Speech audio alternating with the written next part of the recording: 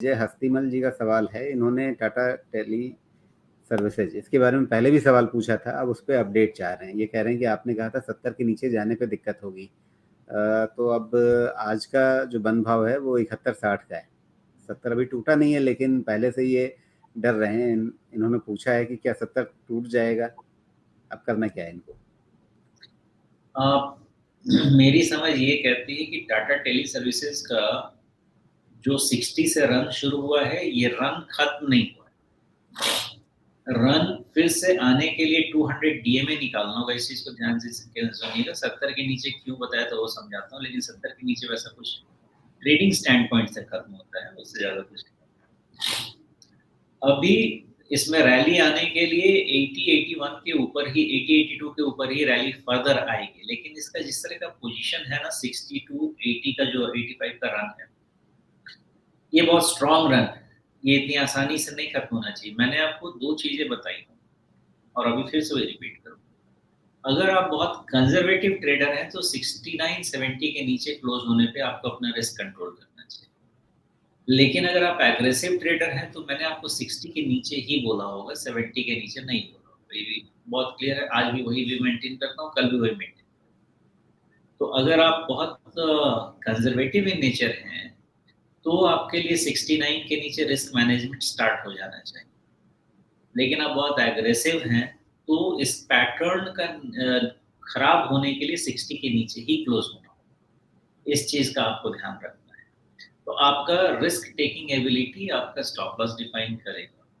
इसका पैटर्न 60 के नीचे ही खराब होता है, अदरवाइज नॉर्मली ऐसे पैटर्न में एक और हाई बनता है, ऐसा मेरा जी अंदाजा है। लेकिन 60 गया तो पैटर्न गया। जी। लेकिन इस समय टाटा टेली सर्विसेज महाराष्ट्र, इसमें इस शेयर में अगर किसी को बने रहना है तो क्या टेक्निकल्स के अलावा कोई ऐसा फंडामेंटल कारण है जो प्रेरित करे कि टाटा टेली सर्विसेज को अपने निवेश में रखा जाए? क्योंकि इसके अगर आप रेवेन्यूज़ को देखें, इसकी जो कुल बिक्री के आंकड़े हैं, मतलब पिछले 2-3 साल में लगभग आप कह सकते हैं कि एक सीधी लकीर है। और अगर आप इसके मुनाफे को देखें तो वहाँ ज़रूर इतना कह सकते हैं कि पहले बहुत घाटा होता था, अभी भी घाटे में है। इससे ज़्यादा इसके बारे में कोई फंडामेंटल एनालिसिस क्या हो सकती है? और वो भी तब जब हम बात कर रहे हैं टेलीकॉम इंडस्ट्री की, और वहाँ पर अब एक तरह से डिओपोली हो चुकी है कि आपके पास एक तरफ रिलायंस है, एक तरफ भारती है। इन दोनों के अलावा शायद किसी तीसरे के लिए, यहाँ तक कि जो तीसरा प्लेयर है वोडाफोन, उसका नाम सुनते ही आपके चेहरे पर जो रिएक्शन आता है वो मैं देखता ही हूँ। तो टाटा टेली सर्विसेज में क्यों? इसमें अगर इन्होंने खरीदा भी होगा तो आप इनसे फोन लगा के पूछ लीजिए। टेक्निकल के अलावा और कोई कारण है ही नहीं खरीदने। फंडामेंटल इस पे तो बात करना भी अपना वैल्यूएबल टाइम वेस्ट ही करना होगा मेरे अंदाजे से। बाकी कोई फंडामेंटल रीजन नहीं हो सकता इस शेयर में इन्वेस्ट करने का। कोई डिस्कशन का पॉइंट भी नहीं है। कौन से जी। पैरामीटर पर मैं डिस्कस करूं, मुझे भी नहीं।